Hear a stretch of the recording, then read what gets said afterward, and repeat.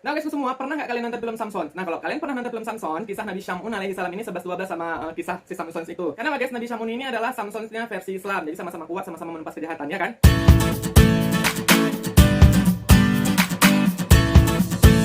Assalamualaikum warahmatullahi wabarakatuh. Hai guys, welcome back to my channelnya Mr. Abu. Thank you guys buat kalian semua yang masih stay menemaniku. Dan buat kalian pendatang baru atau baru pertama kali berkunjung ke channelku ini, jangan lupa klik tombol subscribe di bawah sini ya.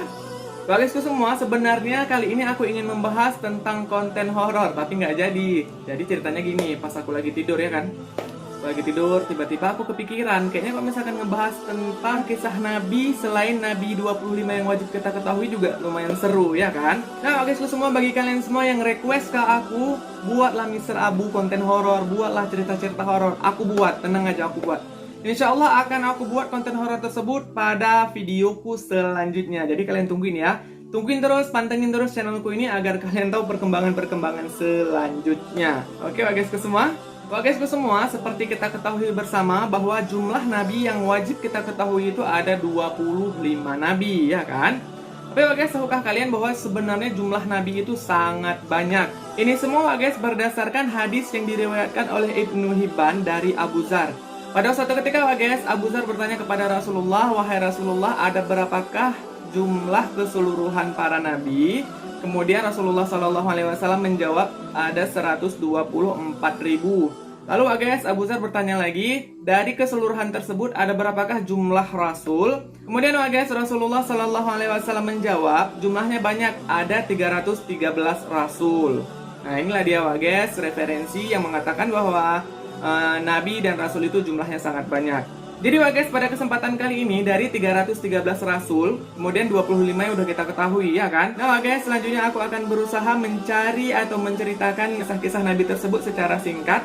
Sisa dari 25, kan ada 313 kan, 25-nya udah kita ketahui, sisanya akan aku cari referensinya dan akan aku usahakan untuk membahas kisah-kisah singkatnya. Pada kesempatan kali ini guys, aku hanya akan membahas 2 cerita singkat atau kisah singkat tentang nabi-nabi tersebut, yaitu kisah Nabi Syits alaihi salam dan kisah Nabi Syamun al-Ghazi alaihi salam.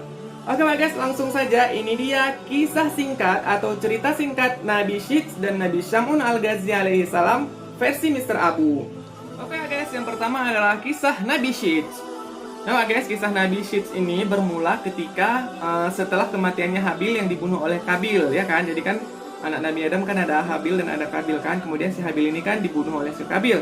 Setelah kematian Habil guys, Nabi Adam ini sangat sedih dan sangat marah kepada Kabil. Ya guys, sampai beliau ini tetap sabar, tetap tawakal kepada Allah Subhanahu wa taala, dan buah dari kesabaran beliau ini, kemudian ketika beliau berusia sekitar 930 tahun, lahirlah anak kembar guys yang diberi nama Syits dan Azura. Jadi guys, anak kembarnya ini lahirnya satu cewek, satu cowok, ya kan? Nah guys, Syits ini berarti yang ditunjuk, hadiah, atau yang ditempatkan. Jadi seperti yang aku jelaskan sebelumnya, kehadiran Nabi Syits ini adalah buah dari kesabaran Nabi Adam atas kehilangan anaknya Habil.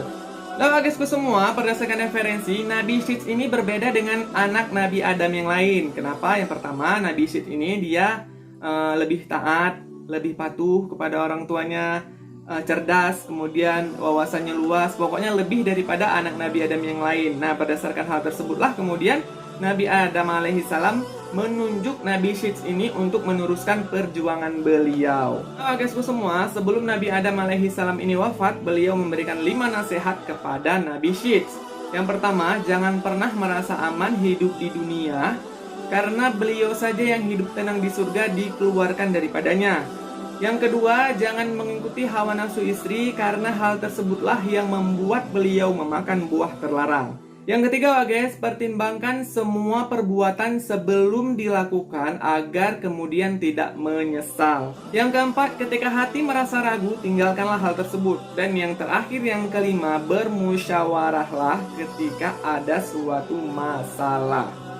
Dan aku semua, kemudian Nabi Adam alaihi salam wafat, diteruskanlah perjuangan Nabi Adam ini oleh Nabi Syits alaihi salam. Beliau ini guys memimpin anak-anak Nabi Adam dengan keadilan dan hukum Allah Subhanahu wa taala. Tapi guysku semua, lain sama si Kabil. Si Kabil ini kan dia perilakunya agak agresif ya kan. Kemudian agak serakah dan sombong. Dia nggak bisa bergaul sama Nabi Syeds ini. Jadi guys, berdasarkan hal tersebut kemudian Kabil ini memutuskan untuk meninggalkan golongan Nabi Syeds. Nah guys, semua kemudian mereka ini terpecah menjadi dua golongan. Yang pertama adalah golongan Kabil, yang kedua adalah golongan Nabi Syeds. Jadi golongan Kabil ini adalah orang-orang yang memutuskan untuk mengikuti si Kabil ini ya guysku semua. Nah kemudian guys, Allah Subhanahu Wa Taala memberikan perbedaan antara golongan kaum Nabi Syeds dan golongan yang mengikuti si Kabil guysku semua. Ada golongan si Kabil guys, ceweknya ini cantik-cantik tapi cowoknya ini jelek-jelek. Nah begitu sebaliknya pada golongan kaum Nabi Syeds, cowoknya ini yang ganteng-ganteng, ceweknya ini yang jelek-jelek. Pada saat mereka ini terpisah menjadi dua golongan, kemudian Allah Subhanahu Wa Taala menurunkan perintah untuk tidak bercampur baur atau mengikuti golongan si Kabil ini. Nah guysku semua, udah terpisah mereka ini menjadi dua golongan. Jangan kalian kira hidupnya damai dan tentram gitu aja. Taulah kalian ya kan, iblis kan udah berjanji kepada Allah bahwa dia akan terus menggoda anak cucu Adam untuk menjadikan temannya di neraka.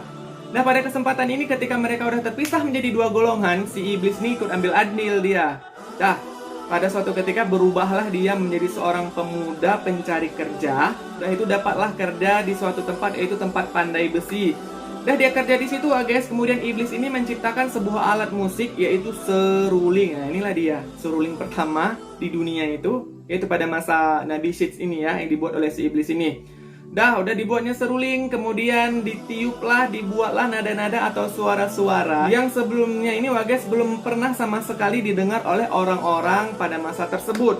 Gak sampai di situ aja guys, udah dia buat seruling, kemudian dibuatnya lagi drum. Dah, kemudian ditabuhlah drum itu kan. Seperti biasa lah guys, kayak seruling juga. Dibuatlah suara-suara yang belum pernah didengar oleh orang pada masa itu. Kemudian datanglah orang-orang ini kepada si iblis ini yang udah menyamar jadi pemuda ini ya kan guysku. Udah datang dikerumuni.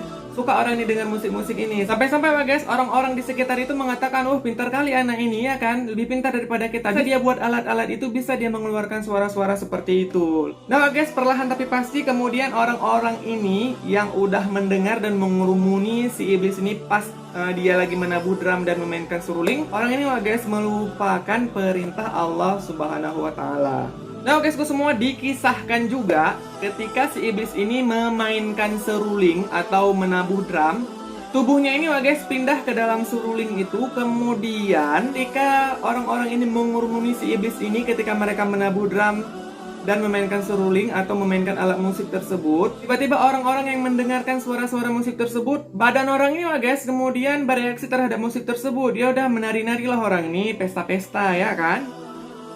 Dan guysku semua, diaturlah sama si iblis ini kapan orang ini akan memainkan alat-alat musik tersebut. Biasanya malam ya kan. Gak sampai di situ aja guys. Dan pada suatu ketika si iblis ini mendatangi pemuda-pemuda yang ada dalam golongan kaum Nabi Syeds ini guysku semua. Ya guys, sudah datang iblis ini kepada pemuda yang ada di dalam golongan kaum Nabi Syeds. Ditimbulkanlah guys keraguan di hati para pemuda ini tentang hukum Allah. Dah dikisahkan lagi guys, orang-orang yang berada di pegunungan ini atau kaumnya Nabi Syeds ini, kemudian mereka mendengar suara seruling tersebut.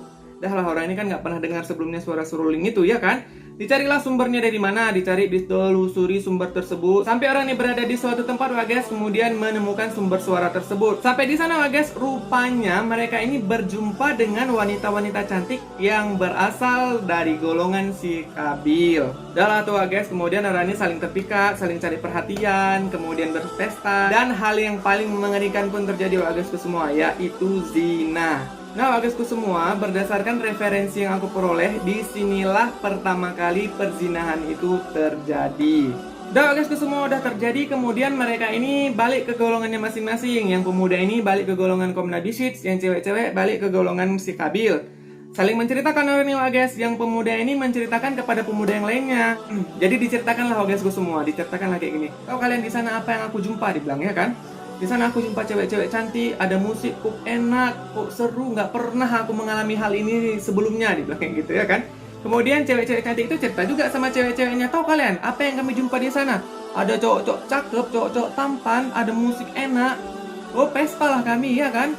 Nggak pernah pokoknya kami merasakan hal yang sangat happy, katanya kayak gitu. Nggak pernah sebelumnya kami merasakan hal-hal ini, dibilang kayak gitu ya kan. Nah guys semua, jadi pemuda-pemuda yang ada pada golongan Nabi Syeds yang belum pernah merasakan karena udah dengar penjelasan dari kawan-kawannya atau pemuda-pemuda lain tentang cerita yang diceritakan itu, tentang hal yang mereka alami, ya udahlah, kemudian orang ini secara diam-diam pergi dengan jumlah yang sangat besar. Beda dengan cewek-cewek yang ada di kaumnya si Kabil ya kan. Pada golongan si Kabil, wah guys, orang ini udah biasa melakukan hal-hal seperti itu. Ya udah, begitu diceritain sama kawannya, sama cewek-cewek ini, ya udah yang lain pada ngikut aja, cus aja orang ini guys ke semua. Udah guys, semua dalam keadaan ini Nabi Syed tetap istiqamah, tetap tawakal, tetap mengingatkan kepada kaumnya mana yang salah dan mana yang benar.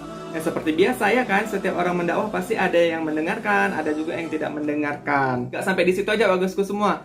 Peperangan pertama kali di dunia juga terjadi pada masa Nabi Syed ini. Ya guys, abis itu terjadilah peperangan antara kaum Nabi Syed dan golongan si Kabil ini guys. Nah, pada kesempatan kali ini, kaum Nabi Syed inilah yang menang ya kan. Udah menang kaum Nabi Syed, ditawannya si Kabil sama mereka ini. Udah ditawan guys, ditempatkanlah si Kabil ini pada tempat yang sangat panas sampai dia ini meninggal. Dan sebelum dia meninggal ini guys, dia pernah berkata atau bertanya kepada Nabi Syed, mengapa beliau ini tidak berusaha untuk mempertahankan atau mempersatukan persaudaraan mereka. Kemudian guys, dijawab sama Nabi Syed ini guys semua, kau sendiri kenapa nggak mempertahankan dan nggak mencoba untuk mempersatukan persaudaraan kita? Jawablah kayak gitu ya kan. Udah guys, habis itu dari situ dibelenggulah atau ditawanlah Kabil ini sampai dia meninggal dunia. Kemudian berdasarkan referensi yang aku peroleh, nabi-nabi seterusnya setelah Nabi Syed ini tersambung dan berasal dari garis keturunan Nabi Syed. Nggak ada nabi-nabi penerus Nabi Syed ini yang berasal dari golongannya si Kabil. Dah lah, itu dia guys cerita singkat Nabi Syed. Oke, yang kedua guys, kisah Nabi Syam'un alaihi salam. Nah guys, nama lengkap beliau adalah Syam'un al-Ghazi alaihi salam. Jadi guys, beliau ini adalah Nabi Bani Israel yang diturunkan di tanah Romawi. Nah guys, kisah Nabi Syam'un ini tidak terdapat di dalam Al-Quran, tetapi terdapat dalam kitab Mukasyafatul Qulub dan Qisasul Anbiya. Dikisahkan guys, pada suatu hari Rasulullah SAW sedang tersenyum. Kemudian kan para sahabatnya penasaran, ditanya lah ya kan, ditanya, wahai Rasulullah SAW, mengapa engkau tersenyum? Kemudian Rasulullah SAW menjawab, diperlihatkan kepadaku hari akhir di mana semua umat manusia dikumpulkan di padang mahsyar. Semua nabi dan rasul berkumpul bersama umatnya masing-masing dan masuk ke dalam surga. Ada seorang nabi yang membawa pedang yang tidak memiliki pengikut masuk ke dalam surga sendiri. Dia adalah Syam'un alaihi salam. Nah guys, itulah hadis yang menceritakan tentang Nabi Syam'un al-Ghazi alaihi salam. Nah guysku semua, pernah nggak kalian nonton film Samson? Nah kalau kalian pernah nonton film Samson, kisah Nabi Syam'un alaihi salam ini 11-12 sama kisah si Samson itu. Karena guys, Nabi Syam'un ini adalah Samsonnya versi Islam. Jadi sama-sama kuat, sama-sama menumpas kejahatan ya kan. Nah guysku semua, jadi Nabi Syam'un alaihi salam ini diberikan mukjizat oleh Allah Subhanahu wa taala, yaitu dapat melunakkan besi dan merobohkan istana. Nah guysku semua, jadi kisah Nabi Syam'un ini adalah kisah Israiliyat yang diceritakan secara turun-menurun guys di Jazirah Arab. Kisah Nabi Syam'un ini guysku semua sangat melegenda jauh sebelum Rasulullah SAW lahir.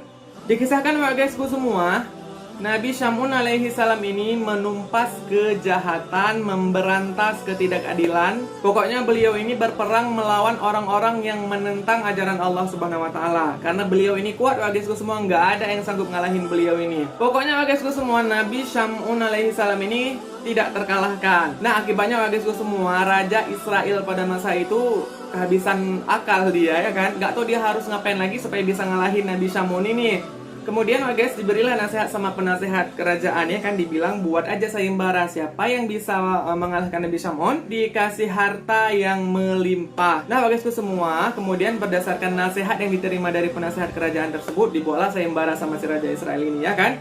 Dibuatlah sayembara bagi siapa saja yang dapat mengalahkan Nabi Syam'un, dikasih emas, permata, pokoknya dikasih harta yang melimpah lah.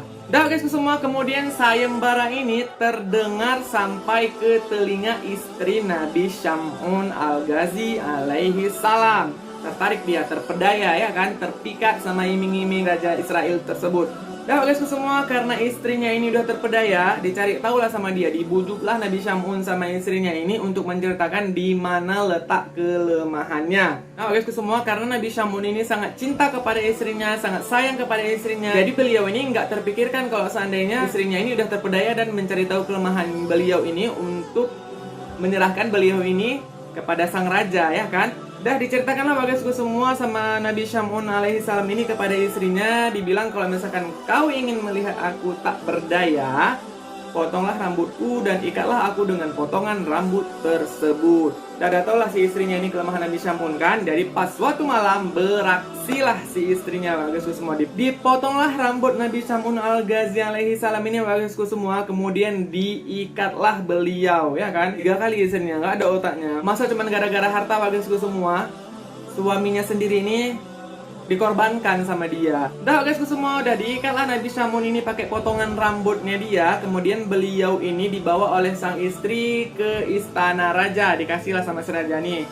Nabi Syamun kata dia. Ini dia si Syamun kata istrinya kepada sang raja, ya kan. Kemudian si istrinya udahlah minta imbalan, udah dikasih imbalan. Kemudian guys semua diambil lah Nabi Syamun al-Ghazi alaihi salam ini sama sang raja, diikat, dibutakan matanya, disiksa. Dah tua guysku semua, yang lebih parah lagi disiksanya Nabi Syamun ini dipertontonkan sama sang raja di dalam istana. Dah kemudian guys, dalam keadaan seperti itu Nabi Syamun berdoa kepada Allah Subhanahu wa taala. Beliau berdoa guys meminta agar kekuatan beliau ini dikembalikan oleh Allah Subhanahu wa taala supaya beliau ini dapat memberantas kejahatan. Beliau takut, ya kan? Beliau takut guysku semua kalau seandainya beliau ini wafat langsung di situ, Raja Israel ini akan berbuat semena-mena dan beliau ini tidak dapat menumpas kejahatan dan kebatilan yang terjadi. Nah gitu guys, dikabulkanlah doa Nabi Syamun al-Ghazi ini oleh Allah Subhanahu wa taala. Dikembalikanlah kekuatan beliau ini, ditumpaslah semuanya sama beliau ini guysku semua. Semua orang kafir yang ada di dalam istana, istrinya, rajanya, semua saudara-saudaranya yang mengkhianati beliau ini ditumpas sampai habis. Dan gitu guys, sudah ditumpas sampai habis. Kemudian beliau ini bersumpah kepada Allah Subhanahu wa taala akan menebus dosanya dengan cara numpas seluruh kebatilan, kejahatan, semua yang buruk-buruk, dan berpuasa selama 1000 bulan tanpa henti. Dah guys semua, udah selesai Rasulullah Shallallahu alaihi wasallam menceritakan kepada para sahabatnya tentang Nabi Syamun ini. Kemudian para sahabatnya ini terkagum-kagum kepada perjuangan Nabi Syamun selama 1000 bulan. Kemudian guysku semua, para sahabat berkata kalau mereka juga ingin berjuang dan beribadah seperti Nabi Syamun al-Ghazi ini selama 1000 bulan. Nah dari situ guysku semua, kemudian turunlah wahyu kepada Nabi Muhammad SAW surat Al-Qad ayat 1 sampai dengan 3 yang bunyinya itu seperti ini. Inna anzalnahu fi lailatul qadr wa ma adraka ma lailatul qadr. Lailatul Qadri khairum min alfisyahr. Kemudian guysku semua, malaikat Jibril menjelaskan kepada Rasulullah SAW bahwa di dalam bulan Ramadan ada satu malam di mana malam tersebut lebih baik daripada 1000 bulan, yaitu malam Lailatul Qadar. Nah guysku semua, itulah kisah singkat Nabi Syidz alaihi salam dan Nabi Syamun al-Ghazi alaihi salam. Seperti biasa guys, jika kalian ingin berkomentar silahkan, jika kalian ingin memberikan saran silahkan, atau jika kalian ingin menceritakan mungkin ada cerita tentang Nabi Syidz dan Nabi Syamun alaihi salam yang tidak terceritakan olehku, silahkan kalian ceritakan di kolom komentar. Nah seperti biasa juga guys, jika kalian menyukai videoku silahkan klik tombol like sebanyak-banyaknya. Kemudian jangan lupa klik tombol subscribe di bawah sini. Dan jangan lupa nyalakan lonceng notifikasi supaya kalian tahu jika aku mengupload video terbaruku. Nah guys semua, aku rasa cukup sampai di sini kali ini. Aku akhiri. Assalamualaikum warahmatullahi wabarakatuh.